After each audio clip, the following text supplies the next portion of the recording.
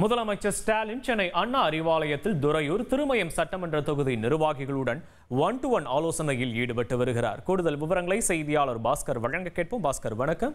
விவரங்களை பதிவு பண்ணலாம். சட்டமன்ற தேர்தலுக்கு தயாராகும் வகையில திமுக தலைவரும் தமிழக முதலமைச்சருமான மு.க. ஸ்டாலின் அண்ணா அறிவாலயத்தில் 1-to-1 சந்திப்பின் மூலமாக பல்வேறு கட்சியினுடைய நிர்வாகிகளை தொடர்ந்து சந்தித்து வருகிறார். அதனுடைய ஒரு கட்டமாக துறையூர் திருமயம் சட்டமன்ற தொகுதிக்குட்பட்ட நிர்வாகிகளுடன் தமிழக முதலமைச்சர் தற்போது தனித்தனியாக ஆலோசனை மேற்கொள்ள உள்ளார்.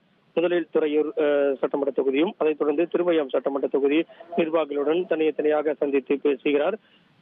கட்சியினுடைய உட்கட்டமைப்புகளை சீரமைப்பது, அதே நேரத்தில் சட்டமன்ற தேர்தலுக்கு தயாராவது, புதிய வியூகம் வகிப்பது, சட்டமன்ற தொகுதிகளில் வெற்றி வியூகத்துக்கான வழிகளை தேடுவது உள்ளிட்ட பல்வேறு அம்சங்களை உள்ளடக்கியதாக இந்த ஆலோசனை கூட்டம் என்பது தற்போது நடைபெற்று வருகிறது. விவரங்களுக்கு நன்றி பாஸ்கர்.